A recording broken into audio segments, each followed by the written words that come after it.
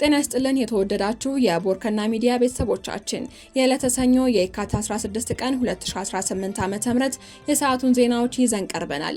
አበይት ዜናዎችን እናስቀድማለን። ባንኮች ለደንበኞቻቸው በሚሰጡት የዲጂታል አገልግሎት ላይ የክፍያ ዋጋ ጭማሪ ሊያደርጉ እንደሆነ ተገለጸ። ከመንግስት በተላለፈ ውሳኔ መሰረት ከተያዘው የካቲት ወር ጀምሮ ከደንበኞቻቸው ክፍያ መቁረጥ ይጀምራሉ ተብሏል።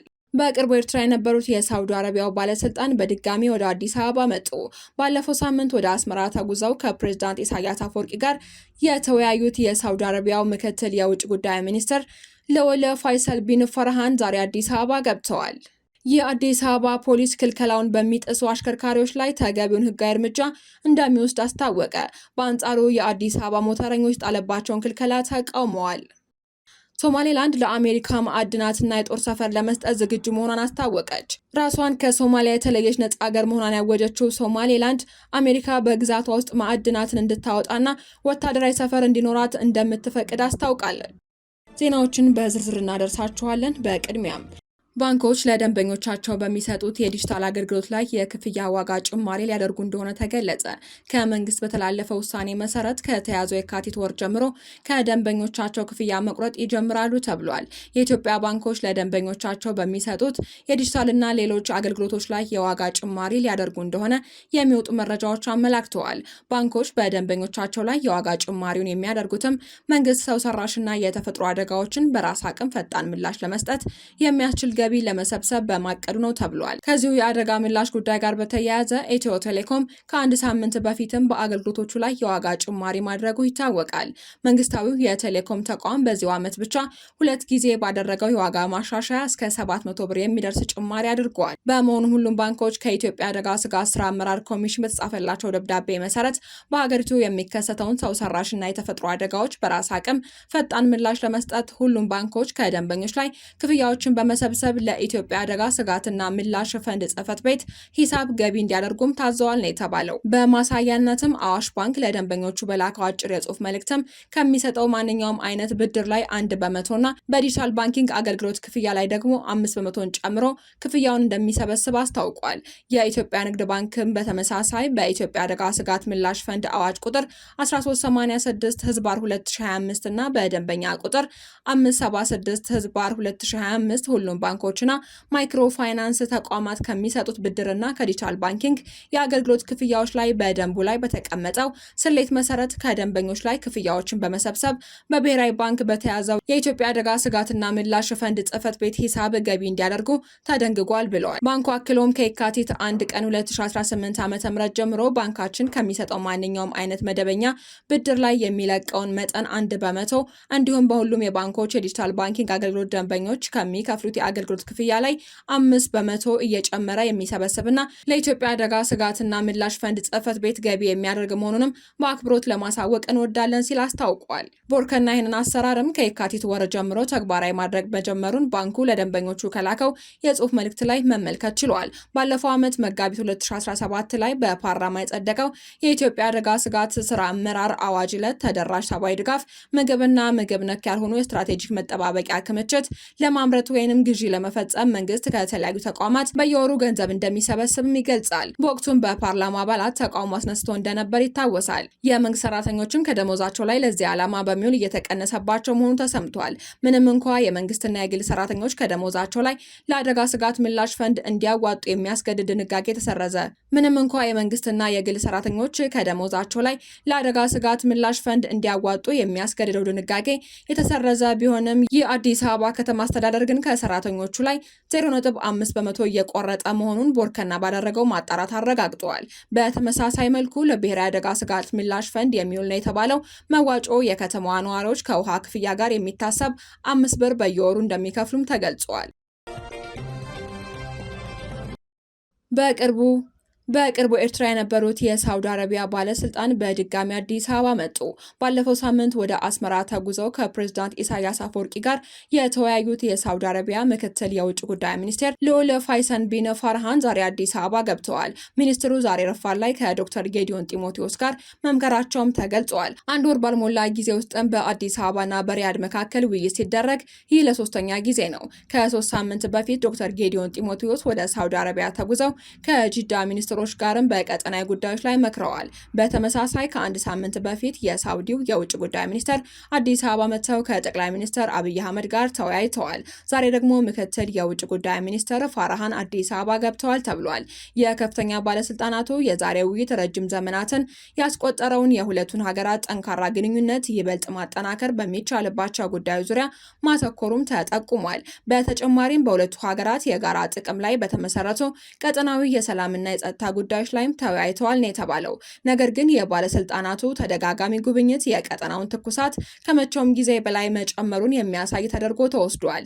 የኢትዮጵያና የኤርትራ ውጥረት ከመቼውም በላይ በተካረረበት እንዲሁም በሱዳን የእርስ በርስ ጦርነት የውጭ ሀገራት ጣልቃ ገብነት ዋነኛ መነጋገሪያ በሆነበት ወቅት የአፍሪካ ቀንድና የአረብ ሀገራት ከፍተኛ ባለስልጣናት ይፋ የስራ ጉብኝቶች ተበራክተዋል። ግብጽና ኢትዮጵያ በታላቁ የኢትዮጵያ ህዳሴ ግድብ ዙሪያ የተፋጠጡበት እንዲሁም ቀጠናዊ የኃይል አሰላለፍ የሚለውጡ ክስተቶች የበዙበት ወቅት እንደመሆኑ በአፍሪካ ቀንድና በአረብ ሀገራት የሚደረጉ ጉብኝቶች ከዲፕሎማሲያዊ ትስስር የዘለለ አንድምታ ሊኖራቸው ይችላል ተብሏል። ባሳለፍነው ሳምንት ረቡዕ ኢትዮጵያ የገቡት የሳውዲ አረቢያው የውጭ ጉዳይ ሚኒስትር ልዑል ፋይሰል ቢን ፋራሃን ከጠቅላይ ሚኒስትር አብይ አህመድ ጋር በሁለትዮሽ እንዲሁም ቀጠናዊ ጉዳዮች ዙሪያ መወያየታቸው ተገልጿል። የውይይታቸው ዝርዝር ይዘት ይፋ ባይደረግም በቁልፍ ዘርፎች ላይ በሁለቱ አገራት መካከል ያለውን ትብብር ማጠናከር እንዲሁም የሁለቱም አገራት ፍላጎት በሆኑ ቀጠናዊና ዓለም አቀፋዊ ጉዳዮች ላይ መተባበር ላይ ያተኮሩ እንደሆኑም ጠቅላይ ሚኒስትር አብይ በማህበራዊ ሚዲያ ገጻቸው አስታውቀዋል። የኢትዮጵያው የውጭ ጉዳይ ሚኒስትር ጌዲዮን ጢሞቴዎስ ከፋራሃን ጉብኝት አንድ ሳምንት ቀደም ብለው ወደ ሳውዲ አረቢያ ተጉዘው ከልዑል ፋይሰል ቢን ፋራሃን ጋር መወያየታቸው ይታወሳል። ከሳውዲው የውጭ ጉዳይ ሚኒስትር ልዑል ፋይሰል ቢን ፋራሃን ጋር በተደረጉ ውይይት ሁለቱ ሀገራት የአፍሪካ ቀንድ ሰላምና መረጋጋትን ለማስጠበቅ በጋራ ለመስራት እንደተስማሙም ተገልጿል። የውጭ ጉዳይ ሚኒስትሮቹ ስለ ቀጠናው ደህንነት እንዲሁም የፖለቲካና ምጣኔ ሀብት ትስስር መወያየታቸውንም የኢትዮጵያው የውጭ ጉዳይ ሚኒስትር አስታውቋል። ይህ በእንዲህ እንዳለ የቱርኩ ፕሬዝዳንት ረሲፕ ጣይብ ኤርዶሃን በቀጣይ ሳምንት ወደ ኢትዮጵያና የተባበሩት አረብ ኤምሬቶች እንደሚጓዙ የሀገሪቱ መገናኛ ብዙሃን ዘግበዋል። ይህ በእንዲህ እንዳለ የቱርኩ ፕሬዝዳንት ረሲፕ ጣይብ ኤርዶሃን በቀጣይ ሳምንት ወደ ኢትዮጵያና የተባበሩት አረብ ኤምሬቶች እንደሚጓዙ የአገሪቱ መገናኛ ብዙሃን ዘግበዋል። ኤርዶሃን በአገራቸው ምክር ቤት ባደረጉት ንግግር ባለፈው ሳምንት በሳውዲ አረቢያና ግብጽ ይፋዊ የስራ ጉብኝት ማድረጋቸውን ጠቅሰዋል። በቀጣይ ሳምንትም በኢትዮጵያና የተሰረዘውን በተባበሩት አረብ ኤምሬቶች ጉዟቸውን በዲፕሎማሲያዊ መንገድ ሰላምን ለማስፈን ዓላማ አለው ብለዋል። ከሁለት ዓመት በፊትም ኢትዮጵያ ከሶማሊላንድ ጋር የመግባቢያ ሰነድ በመፈራረሟ በሁለቱ ሀገራት መካከል ተፈጥሮ የነበረው መቃቃር በቱርክ ጣልቃ ገብነት መርገቧ አይዘነጋም። የኢትዮጵያም የሶማሊያ ወዳጅ የሆነችው ቱርክ ተከታታይ ድርድሮችን በማዘጋጀትም ሁለቱን አገራት ለማቀራረብ ሞክራለች። ከሰሞኑም የግብጽ ፕሬዝዳንት አልሲሲ ወደ ተባበሩት አረብ ኤምሬቶች ያደረጉት ጉዞ ሌላኛው የቀጠናው ክስተት ነው። አልሲሲ ከተባበሩት አረብ ኤምሬቶች ፕሬዝዳንት ሼክ ሞሐመድ ቢን ዛይድ አል ናሂል ጋር በአቡዳቢ ተገናኝተዋል። ሁለቱ መሪዎች አቡዳቢ ውስጥ በመካከለኛው ምስራቅ በተከሰተ ውጥረት እንዲሁም በፍልስጤምና በእስራኤል ጉዳይ ላይ መወያየታቸውም ተዘግቧል። የግብጽ ፕሬዝዳንት ጽህፈት ቤት ባወጣው መግለጫ መሪዎቹ ቀጠናዊ መረጋጋት የመካከለኛው ምስራቅ አገራትን የግዛት አንድነትና ሉዓላዊነት ማክበር ላይ የሚመሰረት ነው ብለዋል። በቀጠናቸው ያለውን ውጥረትም የሚባባስ ከሆነ ሁለቱ ሀገራት ላይ ተጽዕኖ እንደሚኖርም አሳስበዋል። የግብፁ ፕሬዝዳንት ወደ ተባበሩት አረብ ኤምሬትስ ከመሄዳቸው በፊት ከቱርክና ከሶማሊያ አቻቸው ጋር ውይይት ማድረጋቸው ይታወሳል። በቅርብ ሳምንታት ውስጥም ወደ ኢትዮጵያ ከተጓዙት የምዕራባውያን አገራት ባለስልጣናት መካከል የዩናይትድ ኪንግደም የኮመንዌልዝ ልማት ጉዳዮችና ውጭ ጉዳይ ሚኒስትር ዩቬት ኩፐር ተካተዋል። የአዲስ አበባ ፖሊስ ክልከላውን በሚጥሱ አሽከርካሪዎች ላይ ተገቢውን ሕጋዊ እርምጃ እንደሚወስድ አስታውቋል። በአንጻሩ የአዲስ አበባ ሞተረኞችም የተጣለባቸውን ክልከላ ተቃውመዋል። የከባድ ተሽከርካሪዎችና ሞተር ሳይክሎች ከቦሌ ብራስ በኤድና ሞል ወደ አትላስ እስከ ቅዱስ ኡራኤል ቤተክርስቲያን ያለው መንገድ ለከባድ ተሽከርካሪዎችና ለሞተር ሳይክል መከልከሉን የአዲስ አበባ ፖሊስ ጠቅላይ መምሪያ አስታውቋል። መንገዱ ለሚሰጠው የአገልግሎት ጥራትና ደህንነት ሲባል ከየካቲት 15 ቀን 2018 ዓ.ም ጀምሮ ከባድ ተሽከርካሪዎች ከ2 ቶን በላይ ለሆኑ የጭነት ተሽከርካሪዎች እንዲሁም ለሞተር ሳይክል ክልክል መሆኑን ገልጿል።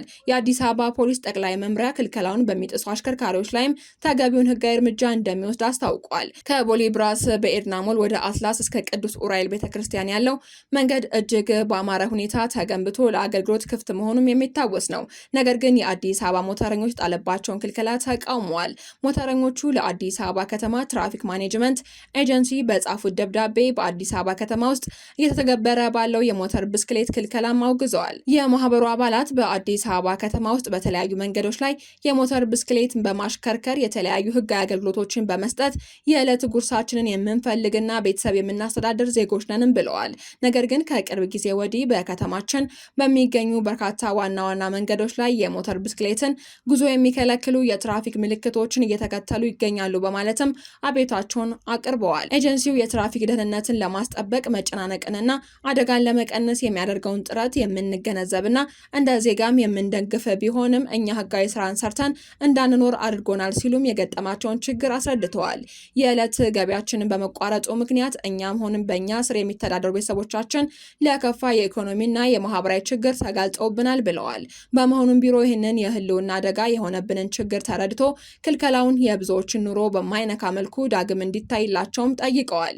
የአዲስ አበባ ሞተረኞች እና ቤቱታ ያቀረቡት የቦሌ ብራስ ኤድና ሞል ቅዱስ ኡራኤል መንገድ ለሞተር ሳይክል መከልከሉን ተከትሎ ነው። የአዲስ አበባ ትራፊክ ማኔጅመንት ባለስልጣን ከቦሌ ብራስ በኤድና ሞል ወደ ኡራኤል ወይንም የቪአይፒ ኮሪደር መንገድን ከትላንት እሁድ የካቲት 15 ቀን 2018 ዓ.ም ጀምሮ ከ2 ቶን በላይ ለሆኑ የጭነት ተሽከርካሪዎችና ሞተር ሳይክሎች መከልከሉን ይፋ አድርጓል። አሽከርካሪዎችና የትራንስፖርት አገልግሎት ሰጪዎች የተጣለውን ክልከላ አውቀው አማራጭ መንገድ እንዲጠቀሙ አሳስበዋል። ባለስልጣኑ ውሳኔው የኮሪደሩን የትራፊክ ፍሰት ለማሳለጥና ደህንነትን ለመጠበቅ የታለመ መሆኑን ገልጸዋል። ሶማሌላንድ ለአሜሪካ ማዕድናትና የጦር ሰፈር ለመስጠት ዝግጁ መሆኗን አስታወቀች።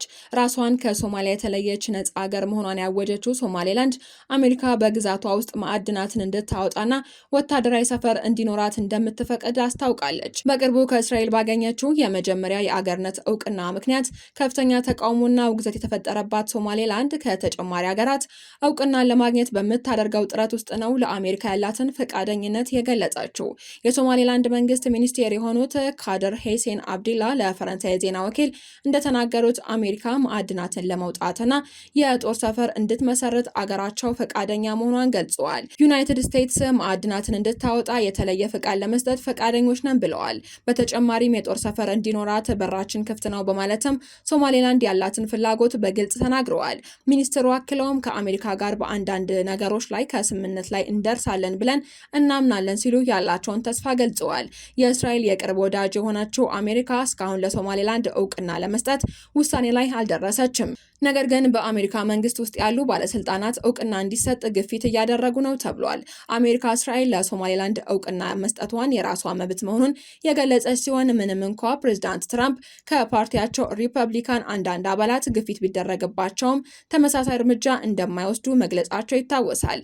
የሶማሌላንድ ፕሬዚዳንት አብድራህማን ሙሐመድ አብዱላሂ በቅርቡ እስራኤል በአገራቸው የማዕድን ሀብት በማውጣት ውስጥ እንድትሳተፍ ፍላጎት እንዳላቸው ጠቁመው ነበር። ምንም እንኳ በገለልተኛ ጥናት የተረጋገጠ ባይሆንም ሶማሌላንድ በአሁኑ ወቅት በዓለም ላይ ተፈላጊ ከሆኑት መካከል በሊቲየም፣ በኮልተን እና በሌሎች ማዕድናት የበለጸገች መሆኗን ባለስልጣናቷ ይናገራሉ። በተመሳሳይ ሚኒስትር ካዲር ሁሴን አብዱላህ እስራኤልን በሶማሌላንድ ውስጥ ወታደራዊ ሰፈር የምትመሰረትበት እድል ሊኖራት እንደሚችል ጠቁመዋል። እስራኤል ባለፈው ታህሳስ ለሶማሌላንድ የመጀመሪያውን የአገርነት እውቅና መስጠቷን ተከትሎ ሶማሊያ ቁጣዋን ገልጻለች። የሶማሊያው ፕሬዝዳንት በተደጋጋሚ በሶማሌላንድና በእስራኤል መካከል የጦር ሰፈር የመክፈት ስምምነት መደረሱን በመግለጽ ሲከሱ ቆይተዋል። ሶማሌላንድ በእስራኤል ላይ ተደጋጋሚ ጥቃቶችን በሚሰነዘሩበት የሁቲ ታጣቂዎችም ከሚቆጣጠሯት የመን ባሻገር በኤደን ባህረ ሰላጤ ላይ የምትገኝ ስትሆን ለአሜሪካና ለእስራኤል ወታደራዊ እንቅስቃሴም ቁልፍ ናት። ሚኒስትሩ በተጨማሪም ከሶማሌላንድ ጋር መጠነ ሰፊ ወታደራዊና ምጣኔ ሀብታዊ ትብብር እያደረገች ያለችውን ቱርክ በማንሳት የሚጠበቅበትን የሚያከናውን መንግስት የላትም ከሚሏት ከሶማሊያ ይልቅ ከኛ ጋር መነጋገር አለባቸው ሲሉ ጥሪ አቅርበዋል። ከ30 ዓመት በላይ በማንም እውቅና ያላገኘችው ነፃ መንግስት የመሰረተችው ሶማሌላንድ እንደ ግዛቷ አካል የምትቆጥራት ሶማሊያ የእስራኤልን እውቅና ተከትሎ ጠንካራ ተቃውሟን በተለያዩ መድረኮች አሰምታለች። የሶማሊያው ፕሬዝዳንት ሐሰን ሼክ መሐመድ እስራኤል የሰጠችው እውቅና በሶማሊያ ሉዓላዊነት ላይ የተፈጸመ ከባድ ጥሰት ነው በማለትም አውግዘዋል። ውሳኔው ለዓለም አቀፍና ለቀጠናው ደህንነትና አለመረጋጋትም አደጋ ነው ሲሉ በተደጋጋሚ ገልጸዋል። የአፍሪካ ህብረት፣ የተባበሩት መንግስታት ድርጅት እንዲሁም አገራትና ቀጠናዊ ድርጅቶችም የሶማሌላንድን እውቅና ተቃውሞ ከሶማሌ መንግስት ጎን መቆማቸው ይታወሳል። ሶማሌላንድ በበኩሉ እውቅናውን በሰላማዊ መንገድ ፍትሃዊ በሆነ መልኩ ለማግኘት እንደምትሰራ በተደጋጋሚ ገልጻለች። አድማጮቻችን፣ የሰዓቱ ዜናችን ተጠናቋል። አብራችሁን ስለነበራችሁ እናመሰግናለን። ሰላም